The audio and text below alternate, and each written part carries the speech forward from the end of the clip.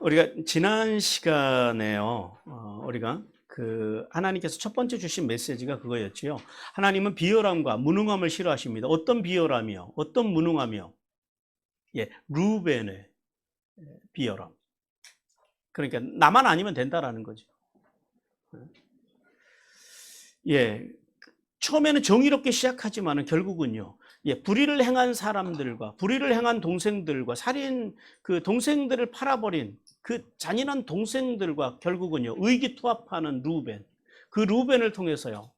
비열함과 무능함, 장자로서의 무능함 싫어하신다라는 거죠.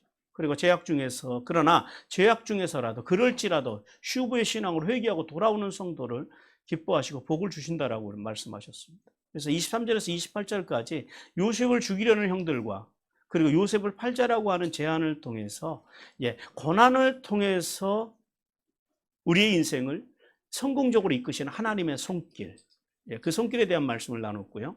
두 번째는 택한 백성의 생명은요, 하나님께서 어떻게 하신다고요? 필연적으로 보존하신다라는 거예요.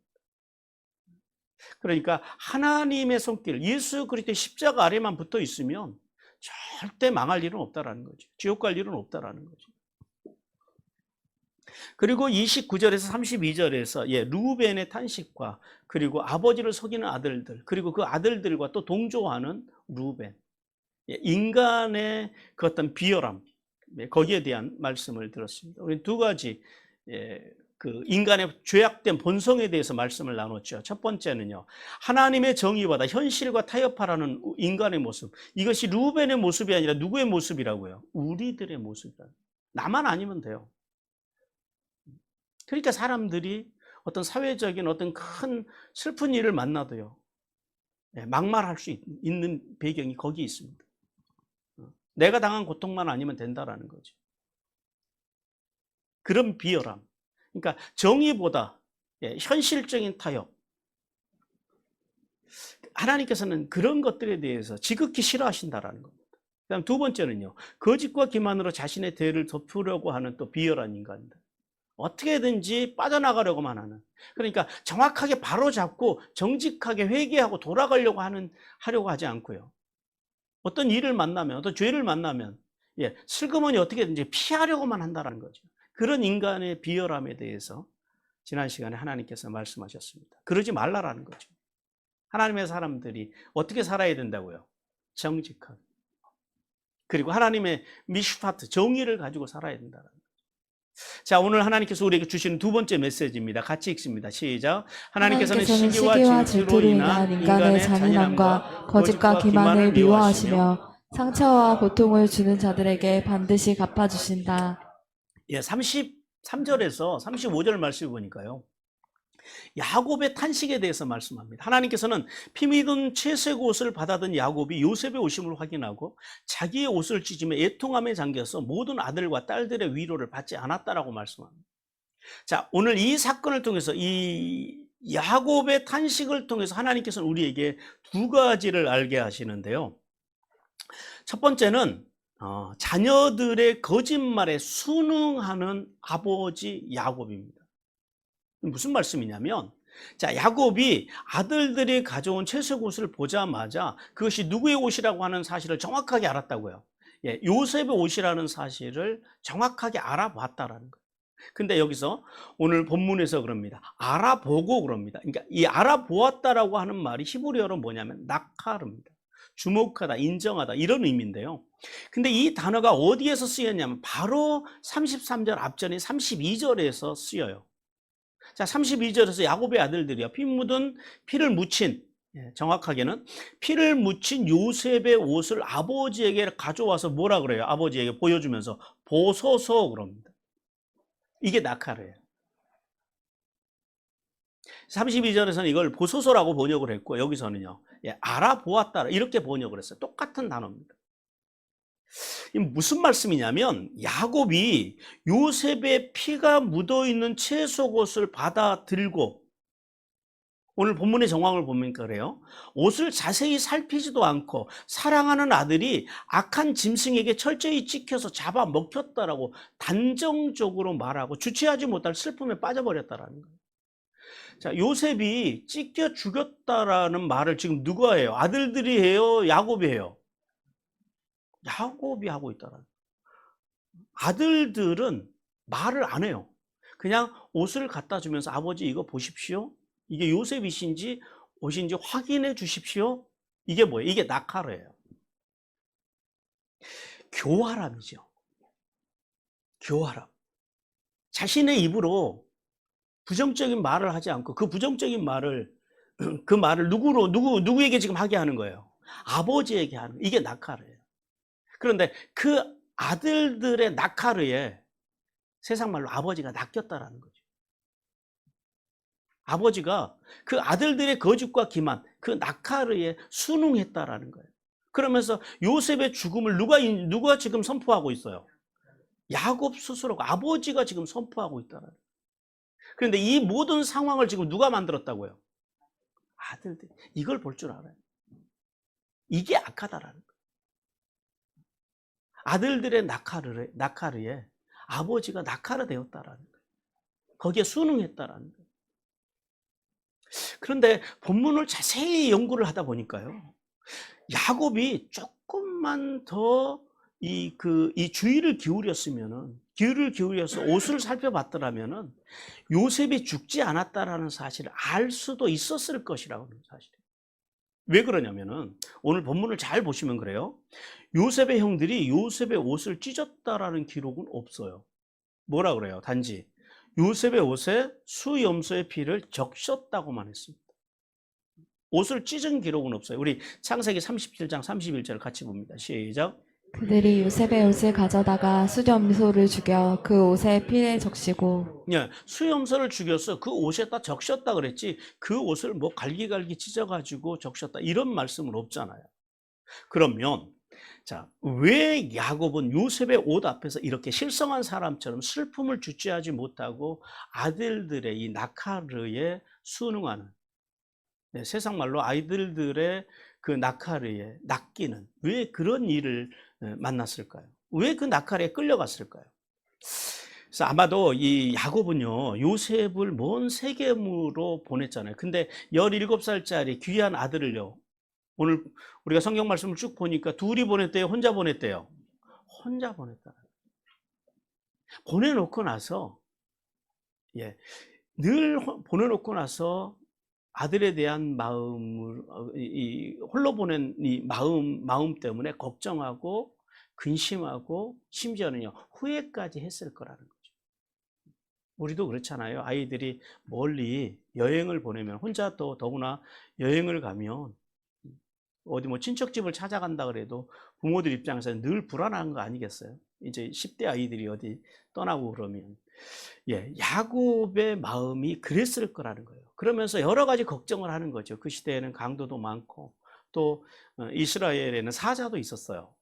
곰도 있었고 얼마든지 위험에 노출되어 있다라는 거죠. 근데 그런 걱정들 속에 사로잡혀 있었다라는 거지. 그런데요, 오늘 야곱의 입장에서는 지금 그 걱정과 그 근심이요, 뭐가 돼서 지금 돌아왔어요? 현실에서 돌아왔다라는 거예요.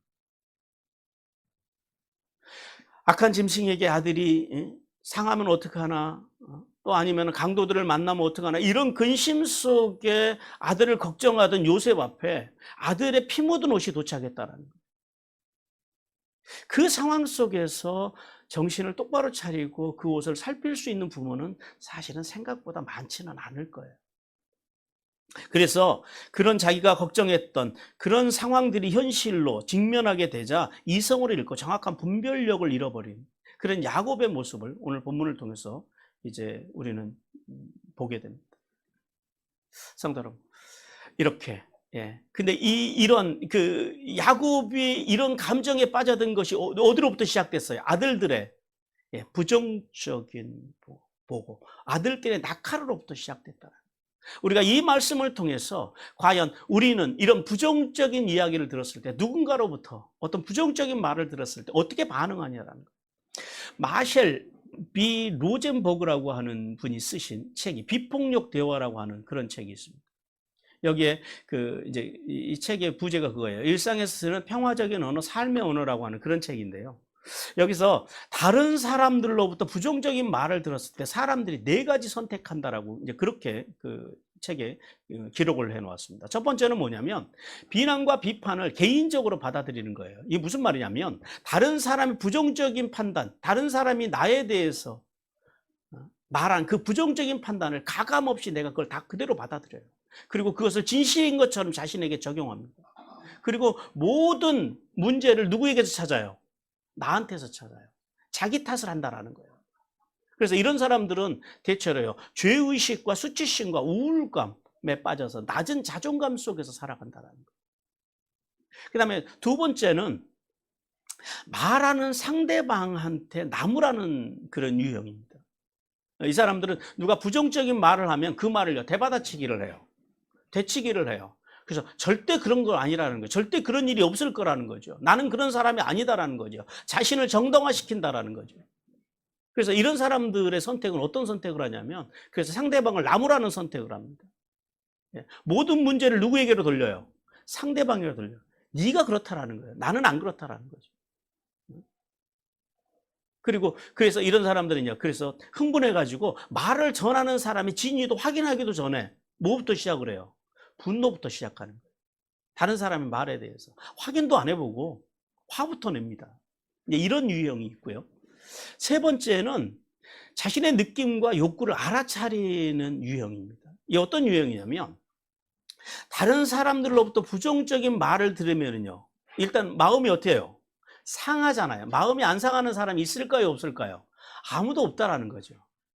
그런데 자신의 상한 마음을 보고 뭘 알아차리냐면, 내 안에 내가 이렇게 노력한 거에 대해서 저 사람이 나를 인정해 주기를 바라는 내 안에 인정 욕구가 있다라는 것을 알아차린다라는 거예요. 그러니까 뭐 그 사람이 그렇게 말한다 그래서 그게 진실은 아닌데도 불구하고, 진실이 아님에도 불구하고 내가 마음이 상하는 게, 내 안에도 저 사람이 하는 말을, 저 사람 하는 말 속에서 내 마음이 상하는 것은 내 안에 인정 욕구라고 하는 게 있구나. 나의 이런 연약함이 있구나라고 자기가 그 자기를 알아보고 자신 안에 있는 인정 욕구를 알아차리고, 뭐 다른 사람이 뭐라고 하든지 말든지 내가 소화하면 되니까 하고 넉넉하게 그 상대방이 말하는 부정적인 말을요, 받아 넘긴다라는 거예요. 그리고 네 번째 유형은 다른 사람이 지금 표현하고 있는 그 느낌과 욕구를 의식의 불로 비춰낸다라는 거예요. 이게 무슨 말씀이냐면, 부정적인 하는 말을 하는 사람, 누가 부정적인 말을 들려오면 그 말을 했다고 하는 사람을 찾아간다라는 거예요. 찾아가서 뭐라고 하냐면, 당신이 원하는 것을 더 많이 배려해 주기를 원했기 때문에 실망하셨군요 라고 물어본다라는 거예요. 그리고 더 큰 친절로, 이런 사람들을 우리는 뭐라 그러냐면 성인이라고 합니다. 성자, 의인. 그러니까 이런 유형이 있다라는 거예요.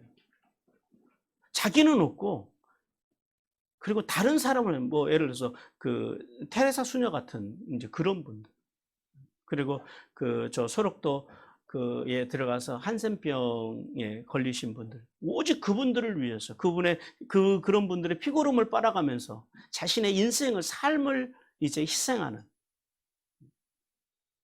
자기는 없고 오직 그 사랑을 실천하기 위해서 이제 그런 유형의 사람이라는 거예요. 그러니까 상대방이 요구하는 것보다 더 큰 친절과 존중으로 상대방을 채워주려고 하는 이런 유형이 있다는. 그래서 대체로 마셜 B 로젠버그는 비폭력 대화라고 하는 책에서 사람들이 어떤 부정적인 말을 들었을 때 이런 네 가지 유형이 있다라고 말씀을 합니다. 자, 여러분은 어떤 유형이십니까? 나는 어떤 유형인지 한번 질문해 보시기 바랍니다. 어떤 부정적인 말을 들으면 자기 탓만 합니까? 이게 첫 번째 유형이고, 두 번째는요, 아니면 그 말을 한 사람들에 대해서 분노하냐라는 거예요. 그 사람을 탓하고. 그다음에 세 번째 유형은요, 자신을 돌아보는 거예요. 내 안에도 이런 연약함이 있지 하고, 그 부정한 말들에 대해서 마음 상하는 것들이 내 안에 인정 욕구가 있어서 그렇지 하고 내가 넉넉하게 받아 넘기느냐라는. 아니면은 상대방이 말하는 그 욕구를 그 사람의 부정적인 나한테 부정적인 말을 하는 그 욕구보다 더 큰 것으로 가서 돌려주려고 하는 그 사람을 가서 더 큰 사랑으로 섬겨주려고 하는 그런 자세를 가지고 살아가는 거다. 자, 오늘 본문 속에 있는 야곱 몇 번 유형이에요? 야곱은요? 예, 1번 유형입니다. 1번 유형.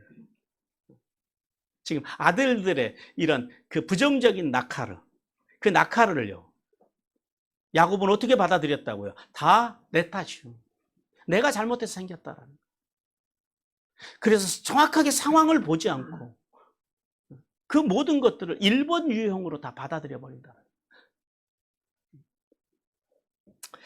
이 아들들의 부정적인 말 그리고 피 묻은 채색 옷의 앞에서요. 정확한 사실을 파악하려 하지 않고 자신의 근심과 걱정에서 오는 이 부정적인 사고에 사로잡힌 이 야곱. 이 야곱을 통해서 하나님께서는 우리에게 사실이 아닌 자기의 느낌과 생각에 사로잡혀서 살지 말라라고 말씀합니다. 어떤 상황을 만나든지 뭘 먼저 보라고요? 사실이 무엇인지를 알기 위해서 그런 자세로 어떤 문제들을 대하는 삶에 대해서 오늘 주님께서 우리에게 말씀합니다. 특히 특히 어떤 말이요? 좋은 말은 괜찮잖아요. 뭐 어떤 좋은 말은 해도 상관이 없어요. 그건 확인 안 해도 돼요, 좋은 말은. 근데 특히요, 이 부정적인 말. 누군가가 나에 대해서 혹은 다른 사람에 대해서 어떤 일에 대해서 부정적인 말을 할 때는요. 누군가가 다른 사람에 대해서 어떤 부정적인 말을 한다든지 그러면 어떻게 해야 된다고요? 말이라고 하는 것은 한 사람 말만 들어가지고 결론을 내면 된다 안 된다?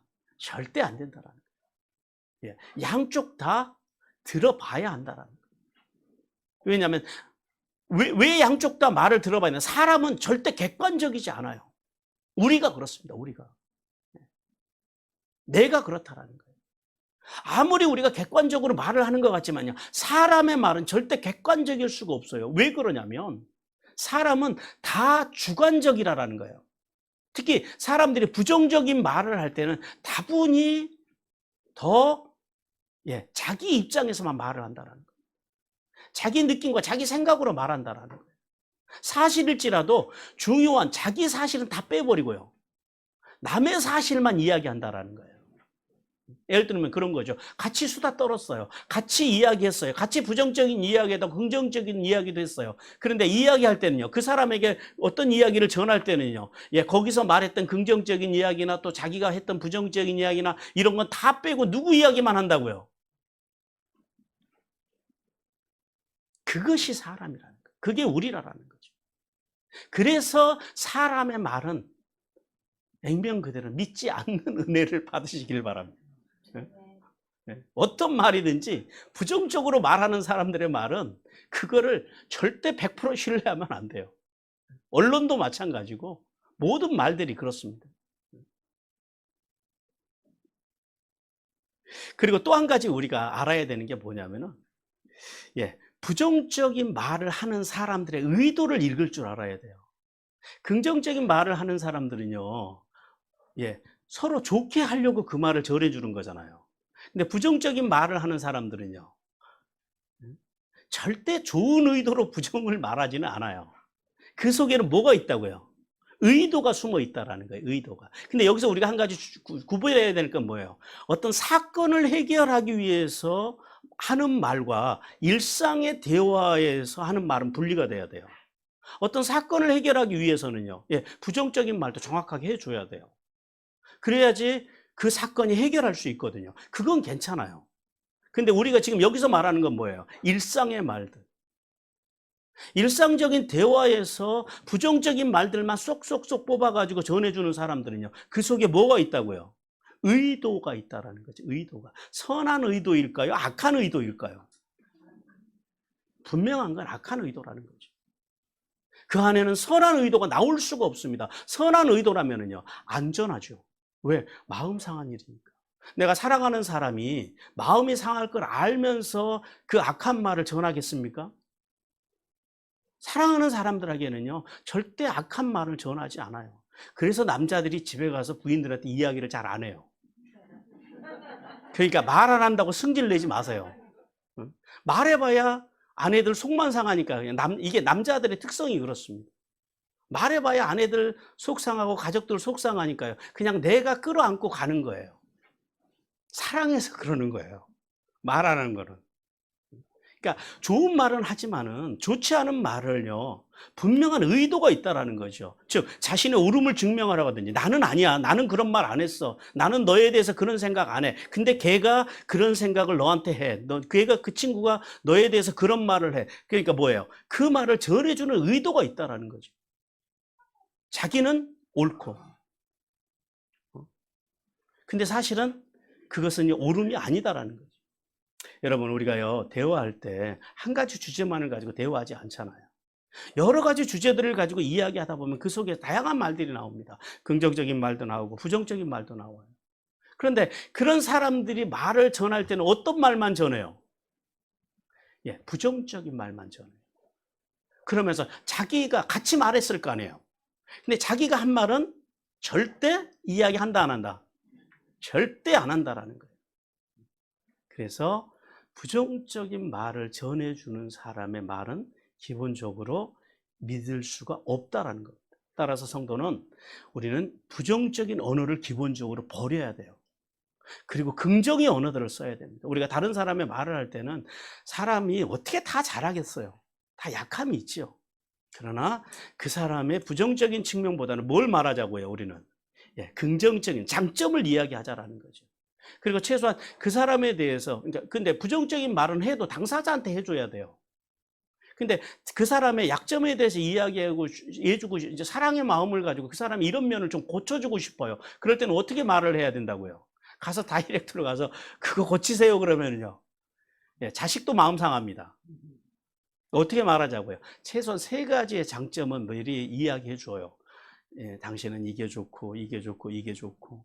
그런데 요거 하나가 조금 좀 아쉽습니다. 그러면은 마음이 상할까요, 안 상할까요? 그럼 안 상해요. 그러니까 항상 말을 할 때는, 어떤 지적을 하고 싶을 때는 이게 쉽지는 않아요. 왜? 우리는 그렇게 안 살아봤잖아요. 그러니까 바로 그냥 직선으로 가는 것을 잘하는데, 그러나 이런 훈련들을 해보시자라는 거죠. 그렇게 살기 위해서 발버둥 쳐보자라는 거죠. 그렇게. 그리고 다른 사람이 나에 대해서요, 부정적인 말을 해요.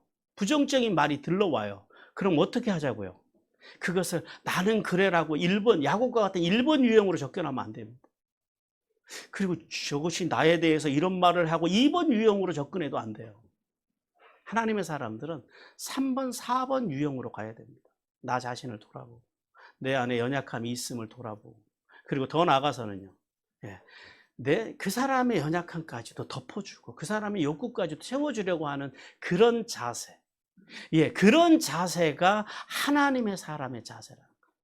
그러나 다시 한번 정리하는 것은 그거예요. 공익을 위해서, 그리고 어떤 사건을 해결하기 위해서 접근할 때는 그렇게 접근하면 안 된다라는 겁니다.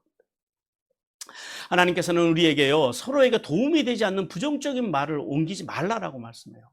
이렇게 부정적인 말을 옮기고 다니는 사람들에 대해서 하나님께서 이렇게 말씀합니다. 디모데전서 5장 12절 13절 같이 읽겠습니다. 시작. 처음 믿음을 저버렸으므로 정죄를 받느니라.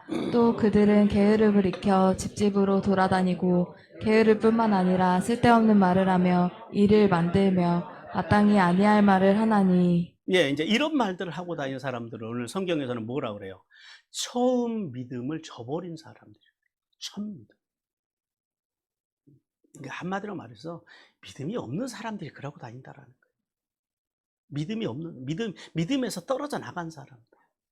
레이기에서는 그런 사람들을 뭐라고 한다고요? 예, 영적 나병자라고 그럽니다. 영적 나병에 걸린 사람들.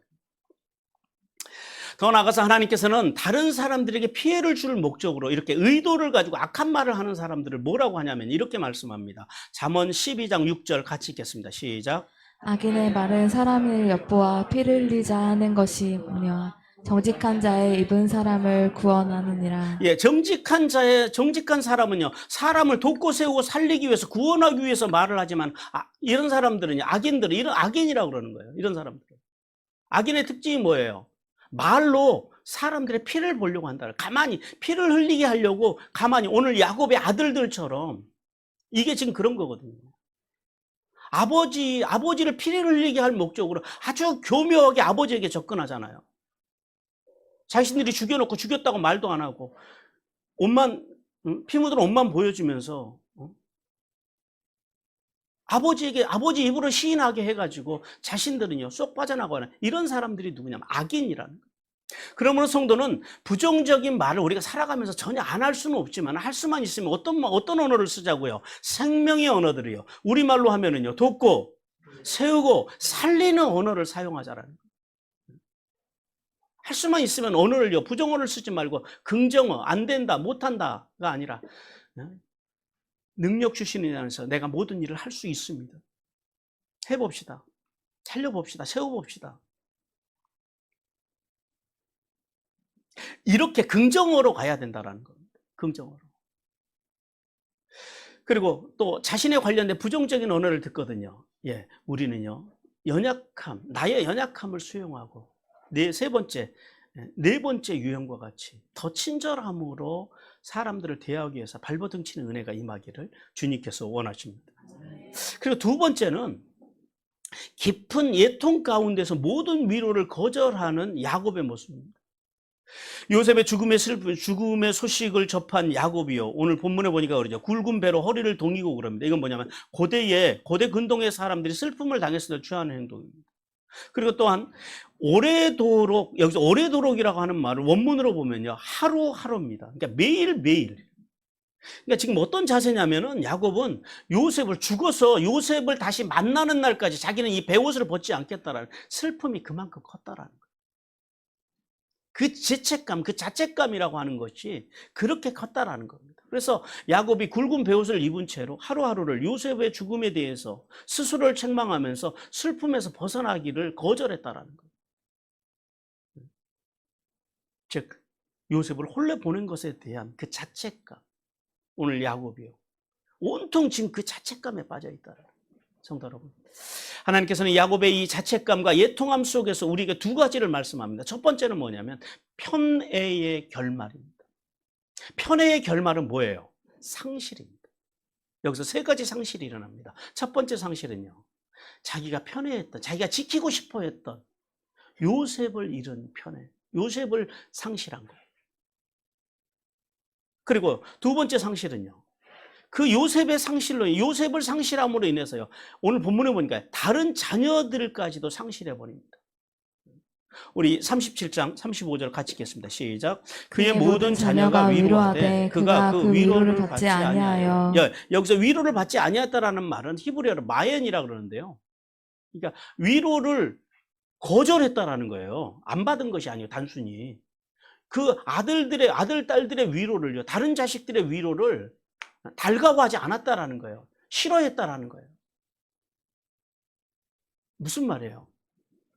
아마 그 아들들 생각에는 자, 요셉이 없어지고 나면 그 아버지의 사랑이 우리에게로 좀 더 오지 않을까? 아버지와 우리와 관계가 좀 더 좋아지지 않을까라고 생각했지만요. 결론은 어때요? 더 소원해졌다라는 거예요.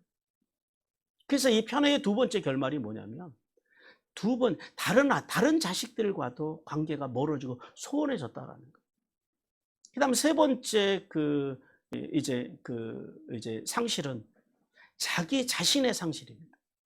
자기 자신마저도 상실해버립니다. 야곱은 죽은 요셉과 함께 보낼 수만 있다면 죽은 영혼들이 거하는 어둠의 지하 세계까지라도 가겠다라고 울부짖습니다. 이것이 뭐 신앙적으로는 표현이 사실 적절하진 않아요. 하나님의 사람 야곱이 해야 할 수 있는 표현은 아니에요. 왜냐하면 음부라고 하는 곳은 하나님을 떠난 사람들이 가는 곳이거든요. 그러니까 이걸 야곱이 어떤 신학자들은 이렇게 고백을 했다 그러는데 그건 아니고요. 이건 문학적으로 봐야 됩니다. 아들을 향한 슬픔이 그만큼 컸다라고 봐야지. 야곱이 내가 지옥 가겠다 지금 이렇게 받아들이면 안 된다라는 거예요. 자, 그러므로 성도는요, 우리가 여기서 알아야 되는 건 그겁니다. 사람이든지요, 생각이든지 사상이든지 뭔가 한쪽 방향으로 치우치는 거, 이걸 조심해야 된다는 거예요.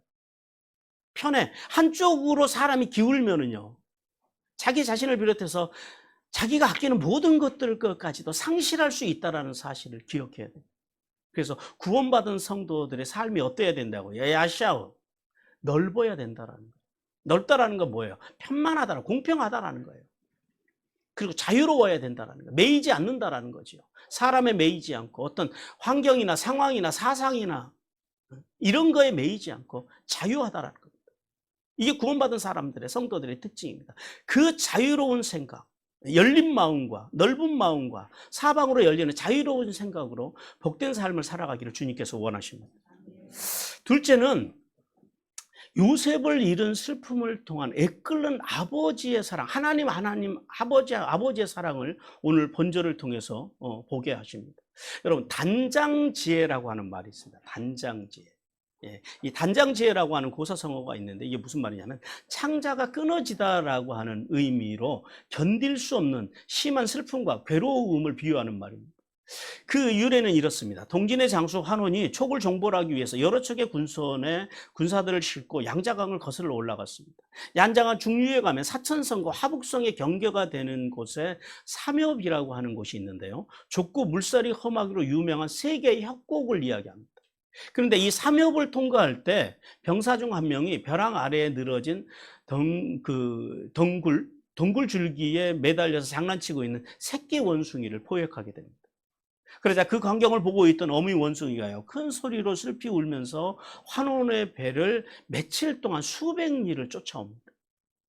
그러다 마침 배가 이제 목적지에 어느 강기슭에 다다랐을 때에 어미 원숭이가 앞뒤를 가리지 않고 새끼가 있는 배 위에 뛰어올라서 그대로 죽고 말았다라는 거예요.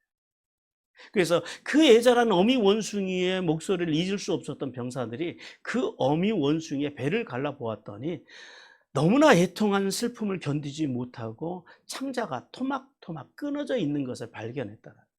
여기에서 나오는 말이 바로 단장지혜입니다.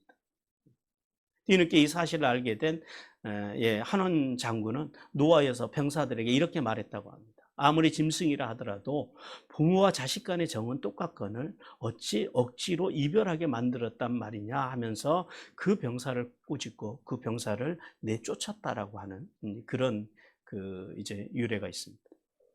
자, 요셉을 잃은 야곱, 아버지 야곱. 그 아버지 야곱의 슬픔은요, 바로 그 슬픔이 단장지였다라는 거예요. 그러나 우리가 여기서 기억해야 할 것이 있어요.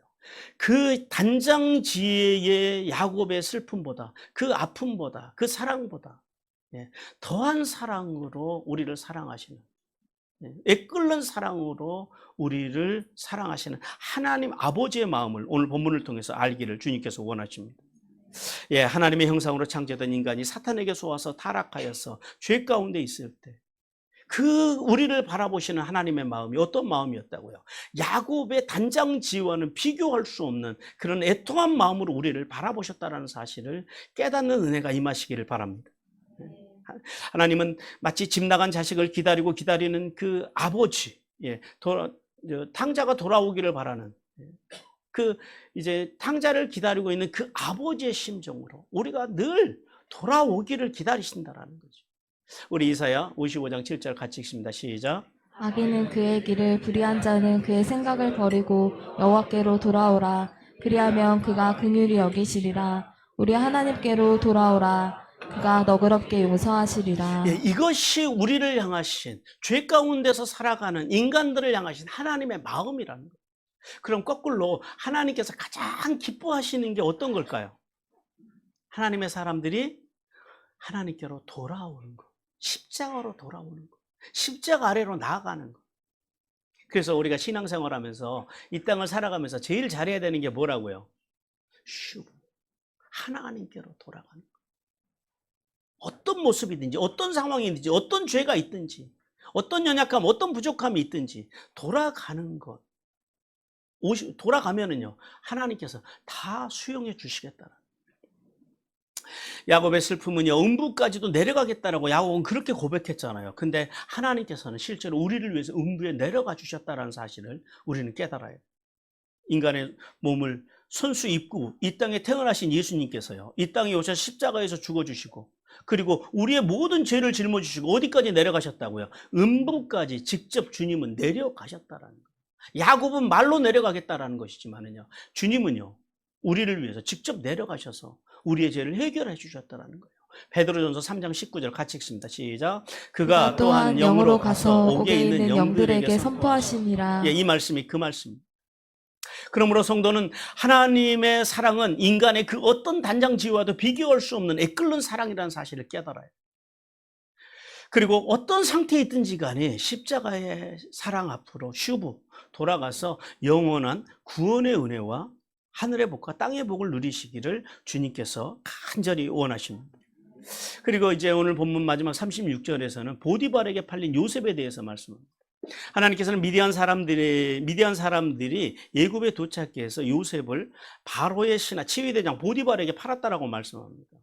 그런데 우리가 이 37장을 쭉 읽으면서 요셉을 산 사람들의 정체에 대해서, 그러니까 요셉을 산 사람들이 어디에서는 이스마엘 사람들이라고 했다가 또 오늘 본문에서는 뭐라 그래요? 미디안 사람들이라고 그래요.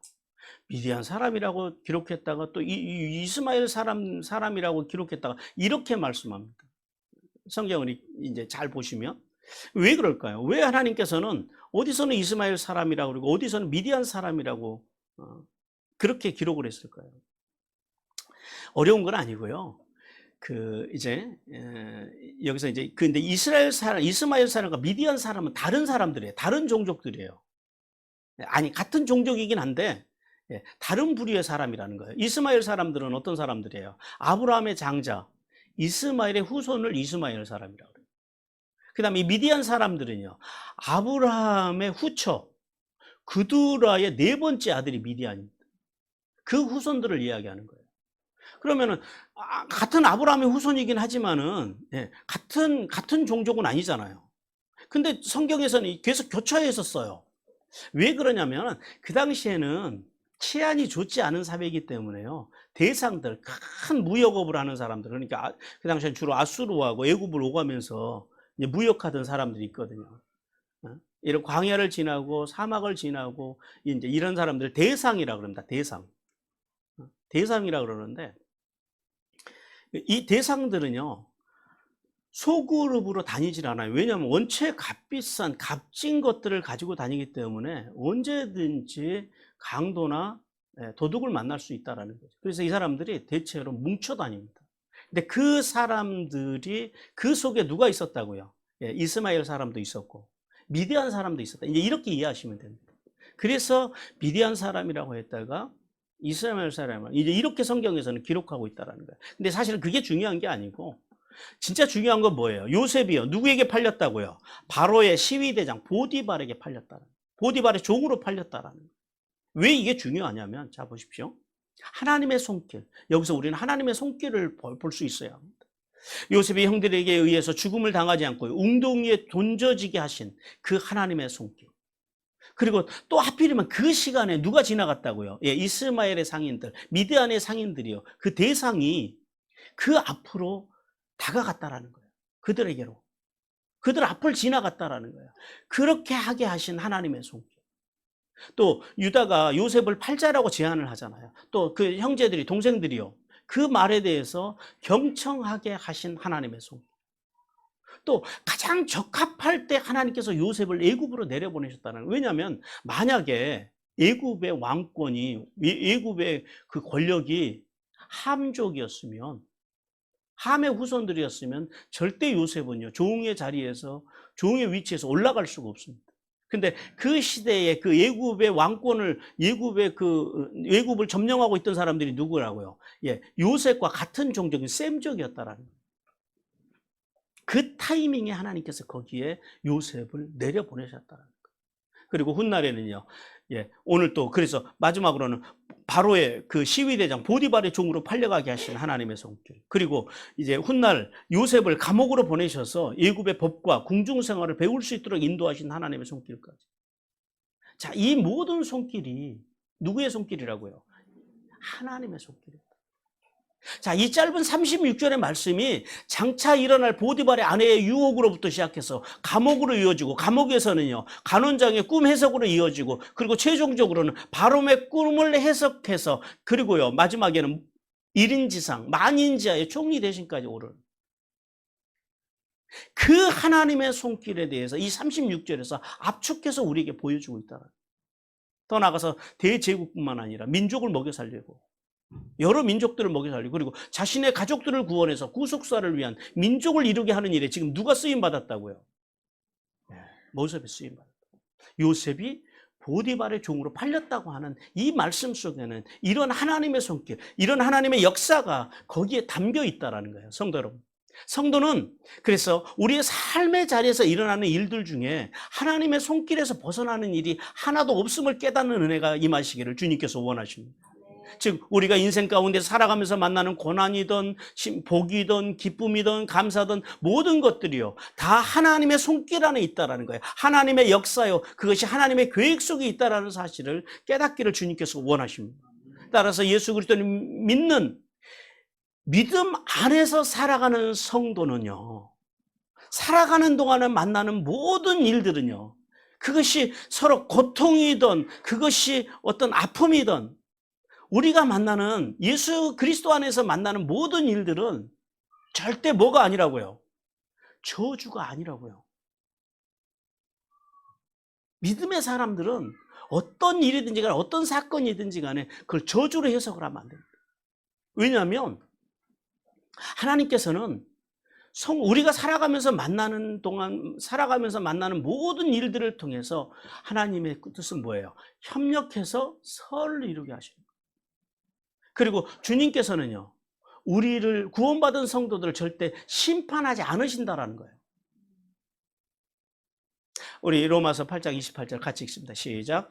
우리가 알거니와 하나님을 사랑하는 자 곧 그의 뜻대로 부르심을 입은 자들에게는 모든 것이 합력하여 선을 이루느니라. 예, 성도는 요셉과 같이 살아야 됩니다. 요셉과 같이 만나는 일이 아무리 고통스럽고 힘들어도요 하나님과 사람을 불평하거나 원망하지 않아야 한다라는 거예요. 오히려요 구원받은 성도로서 인생의 환난들을 어떻게 하자고요? 인생의 환난이 오면 구원받은 성도로서요 그것을요 인내, 이를 악물고 참는 인내가 아니라 내가 받은 구원의 소망이 너무 커서 이까짓 거 이 땅에서 당하는 고난 정도야 하면서 이제 그것을 그냥 자연스럽게 참아내는 수준까지 우리가 올라가야 된다. 그리고 또 한 가지, 우리가 연단, 우리 성경에서 연단으로 번역되어 있습니다만은 연단이 아니고요 좋은 인격. 구원받은 성도로서요 환란이 오면요 그 환란을 이까짓거 하면서 좋은 인격으로 맞이한다라는 그것 때문에 화를 내고 그것 때문에 전전긍긍하고 그런 수준이 아니라 하나님의 분명한 무슨 뜻이 있을 거야 이것을 통해서 하나님께서 협력하여 선을 이루시려고 하는 걸 거야 하고 넉넉하게 좋은 인격으로 그것을 받아들일 수 있는 수준까지 가야 된다. 그리고 소망, 흔들리지 않는 소망. 그런 어떤 인생이 오는 고난 때문에 내가 천국을 갈 수 있을까 없을까 이러다가 내가 인생이 여기서 끝나는 게 아니라 그런 불안이 아니고 어떤 소망이요? 하나님께서 내 인생 절대 실수하지 않으신다라고 하는 소망. 그리고 주님께서 나를요 영원한 하나님 나라까지 무사히 완착하게 하실 것이라고 하는 소망. 그리고 더 나아가서는요 진짜 소망, 진짜 복은 이 땅에서 오는 그런 것이 아니고 하늘에 하나님 앞에 서는 것이 진짜 복이라는 사실, 하나님의 나라가 진짜 소망이라는 사실, 그런 흔들리지 않는 소망, 그런 소망을 가지고 살아가기를 주님께서 원하십니다. 로마서 5장 3절 4절 같이 읽겠습니다. 시작. 다만 이뿐 아니라 우리가 환난 중에도 즐거워하나니 이는 환난은 인내를, 인내는 연단을, 연단은 소망을 이루는 줄 아미로다. 지금까지 말씀드린 내용이 바로 이 내용. 그러므로 성도는 삶에서 만나는 작은 일, 아무 작은 일, 즉 스치는 바람에도요 무심코 지나치지 말아야 됩니다. 왜냐하면 모든 일들을 통해서 선을 이루셔서 복을 주시려고 하는 하나님의 손길이 어디에 있다고요? 거기 있다라는 거예요. 더 나아가서 성도는요 어떤 일을 만나도 하나님의 선하신 하나님의 뜻, 그러니까 하나님의 목적, 하나님의 의도를 알고 그 하나님의 의도에서 하나님의 목적에서 하나님의 뜻에서 어긋나지 않기 위해서요 비루시의 소망을 따라서 감사하며 하나님 보시기에 좋은 삶을 통해서 회의보의 복을 받는 귀한 성도들이 되기를 주님께서 원하십니다. 사랑하는 성도 여러분, 야곱의 애통함을 통하여 성도는요 시기와 질투의 마음과 거짓과 기만의 삶을 하나님은 절대 미워하신다는 사실을 깨달아요. 또한 한 사람의 인생을 불행하게 하는 삶은요 그것이 어떤 경우든지 간에 거짓과 기만이든 또는 부정적인 언어든 한 사람의 인생을 불행하게 하는 삶에 대해서는요, 하나님께서 분명히 책임을 물으신다라는 사실을 깨닫는 은혜가 임하시기를 바랍니다. 그런 것이 있다면 빨리 슈브 하나님께로 돌아가는 은혜가 더욱 임하기를 주님께서 또한 원하십니다.